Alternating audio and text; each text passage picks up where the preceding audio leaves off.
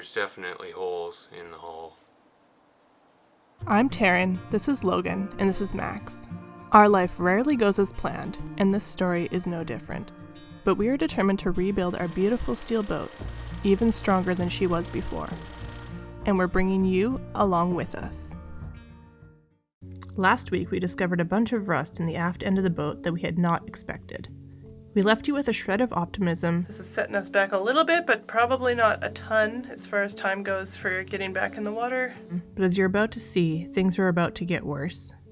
So this morning, we're back to prepping surfaces for paint and needle gunning. So I'm going to start in the far locker in the cockpit and get that locker all ready for paint. While I'm doing that, Logan's going to continue to needle gun and get that bit of rust all figured out that we found the other day. So it's going to be a noisy day and a dirty day. We're kind of going to be tripping over each other a little bit because we're sharing space and we need the same tools, kind of. We only really have like one hose for using pneumatic tools, and we both need to use a pneumatic tool for our jobs. So yeah, this is part of why things take so long. But anyway, that's what's happening today. We're going to keep doing what we're doing and hopefully get some more stuff checked off the list today. We'll see how it goes.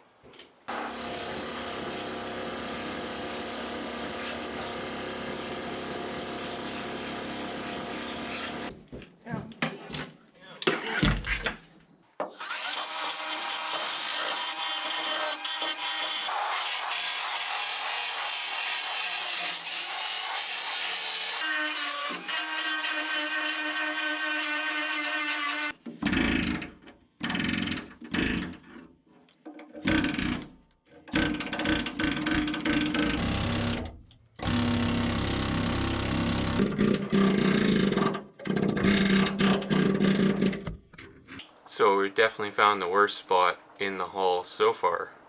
There's definitely holes in the hull. In between the supports for the rudder shaft.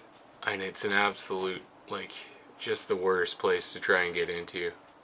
The needle scaler's broken again, and I think this time is the last time. We'll have to put the chipping end back on and see if we can keep chipping it, but we'll have to go and get a new one of those. Turning out to be a pretty frustrating week. I'm not really sure how much, like, most of it's underneath those fish plates that have been put on the bottom. Oh yeah. I guess that's probably the reason why. When they blasted the boat, it probably blew through. But it's just frustrating because we're in a spot here where we can't drop the rudder. We can't, yeah, we'll have to find a way to repair this, whether we keep adding to the fish plates or, yeah, I don't know. That's a temporary repair. So I'm chiseling that all out of there right now, and we'll just have to see. Frustrating. So it's right along here. Okay. Is this rib? I think. Yeah, that looks like it. You can see it. And then we would have to cut this all out right here, because I can probably stick a screwdriver through it. But what they've done is just plated over top.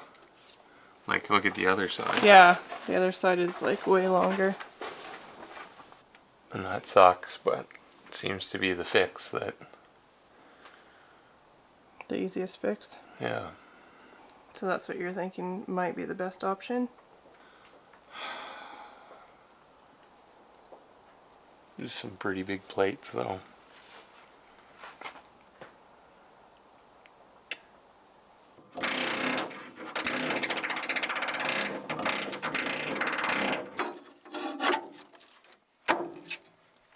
So I'm going to cut this out, take the last piece off of here, take this out, and then all the wood is out of here. And then we can start checking underneath this foam that's been painted over. Yeah, weird, hey? I think from here back it's probably okay because there's such a slope now. Yeah. But like under the water lifter thingy, what a nightmare though. At least this stuff, none of it's bad enough to have to replace It's just surface. anything. It's just, yeah, like very little bit of flaking and whatnot. But right in here it's a little more extensive, so we'll just have to see how far it goes, but none of the ribs or anything are even bad enough to replace yet. The air hammer hasn't gone through anything. That's good news. Very, except very for good that news. old piece of hull inside that gusset, which is just a nightmare.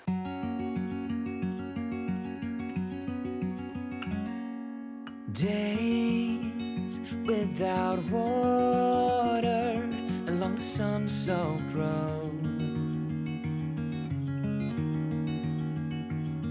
We crossed over borders to get where we are, and it's all for you. It's all for you. It's all for you. It's all for you. So this is what we're looking for.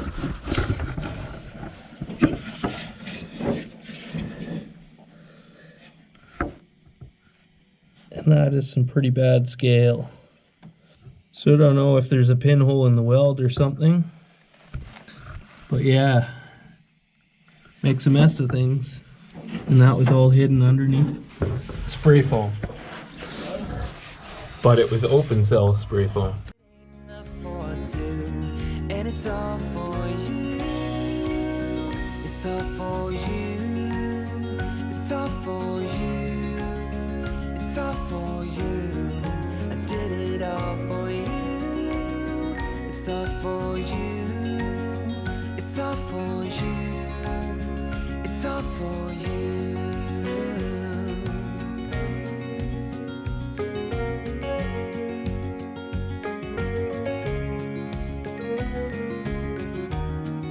Well, I'm here today on my own, working on trying to get stuff ready for paint again. Because the other day, Logan and I were pretty much fighting over tools to get the job done. So it's just me because he's working, making, cash so that we can keep this project going.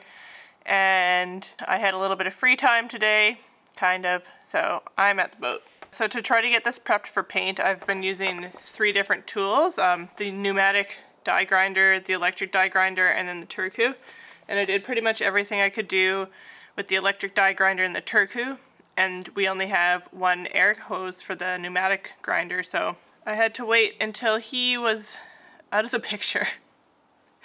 Till he wasn't needing the air hose for me to be able to do what I need to do. I should be able to get at least the side cockpit locker done and over with, and maybe some other stuff interior. But it's not like a big rush now because we've got all that other stupid stuff to fix first before we do any painting. This is today's tool.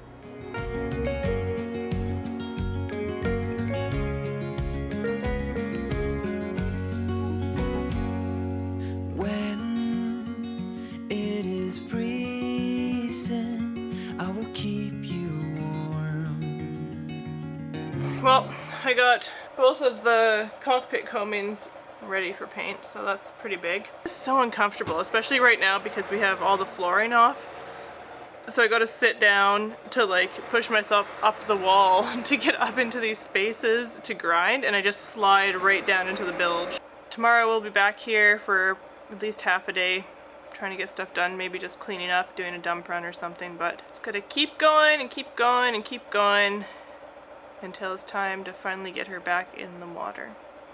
It's Saturday and it's almost 3 o'clock, but we finally made it to the boat and we're just gonna probably do a little bit of painting. So yesterday, as you saw with my giant amount of complaining, I finished getting a couple of lockers ready for paint.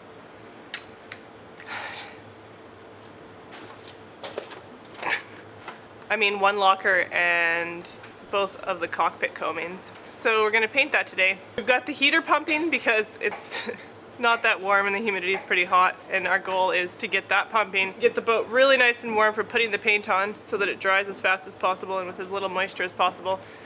And then before we leave, we'll turn it off And hopefully it keeps everything warm enough to dry it. Which it should, because the paint can actually dry up to like -10 or something crazy like that. So we spent all morning watching YouTube videos of other people sailing and fixing their boats instead of fixing our own boat so we can go sailing.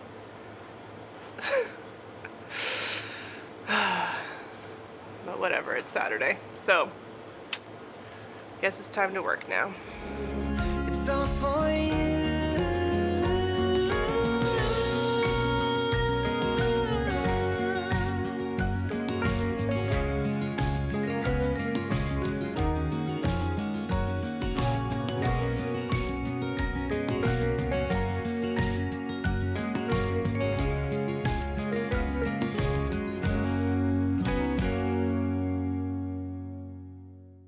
We spent all morning this morning running around trying to find a new needle scaler because ours broke. It's like a pneumatic gun with the ability to put attachments onto it.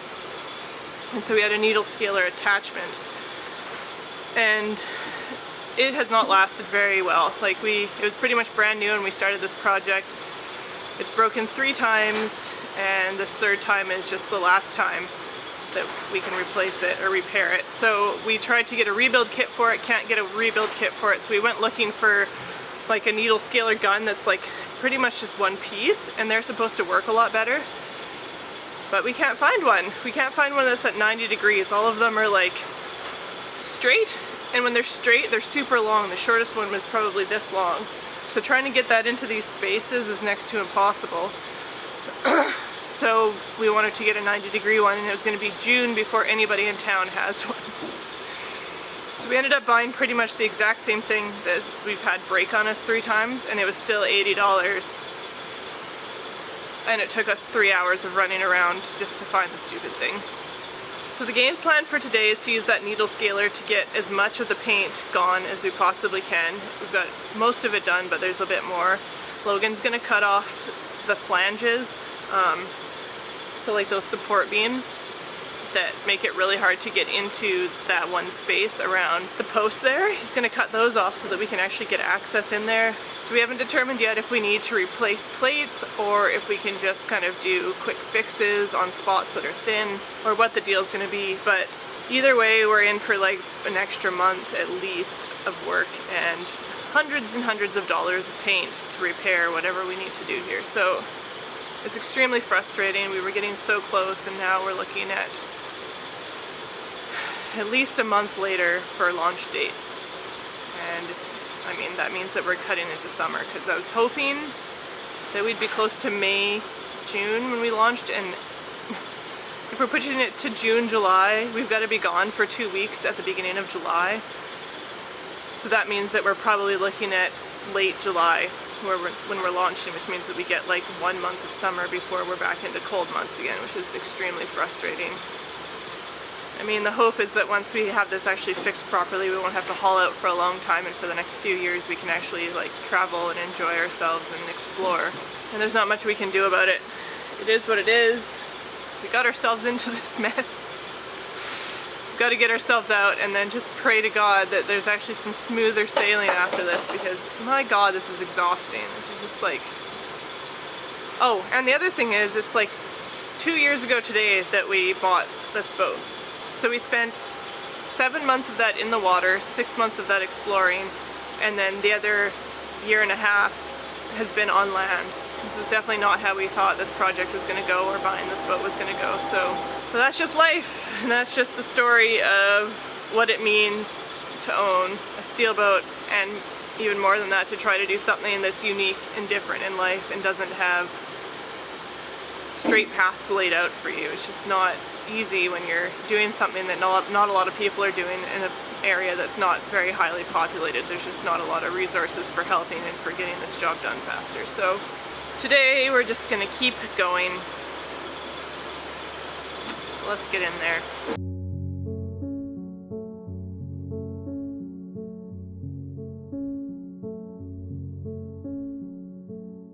The next few hours were a mess of cutting things out and moving things around in order to get into those small spaces.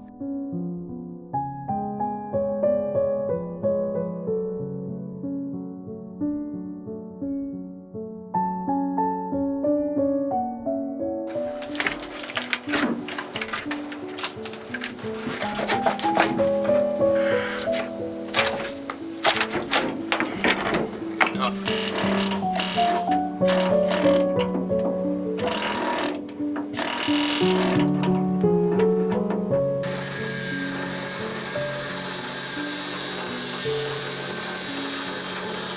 need the plasma? I can't get in here with the grinder. Okay, I'll get the plasma out. Thank you.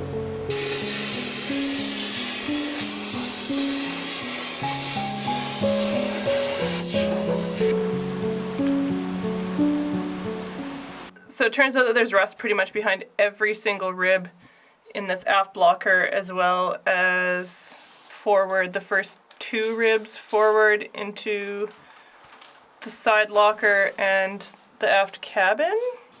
The stuff in the cabins isn't as bad as the stuff in the locker here. Beside the rudder, there's like those crazy beams for the support, and there is holes that go through on either side that are, most of them are like where those doublers are, but there was one spot where it was outside of where the doubler's been welded on, so if we hadn't caught that, we probably would have had a hole in the boat within the next, who knows how long, I don't know. And then the 2 ribs that are behind that one, so like the 2 most aft ribs, have a bunch of rust behind them that's so bad that it's pretty much through the hull. It's brutal. So what that means is that we're looking at cutting out a huge amount of hull. We're looking at cutting back like 4 feet by 4 feet of plating, and then behind the one rib, the worst of the pitting is like above that 4 feet. So one chunk is going to have to be extra. Luckily, we still, I think, have enough metal to do that. I'm not 100%. Logan's actually out there measuring right now, which would make it easier because then we don't have to buy more metal. But the main problem is that it is just a huge amount of paint that has to go on the bottom after this. So the game plan is to cut out either one really big plate or split it into 2 plates. We're not sure what yet. And then weld it back in. It's pretty disappointing to find all this back here and have to do this extra work, and also know that we're probably a couple $1,000s more into paint to get this repainted, which is a huge deal because we have to make that money somehow, and YouTube's definitely not paying for it. Making these videos is like an extra thing that brings in a tiny bit of money every month, but definitely not nearly close to enough to actually be able to get this work paid for. So that means that we're going to be spending more time on land trying to make money to pay for the jobs that we did this year and are doing in the next couple of months. Oh yeah, and then we found a hole that actually went all the way through the hull, farther up. Oh, there it is. Lovely. What's going on? Is it dinner time? Is that why you're here? Oh, that looks like a dinner stretch. Yeah? Dinner time? Thanks so much for watching, and an extra big shout out to our patrons for helping to keep this project going.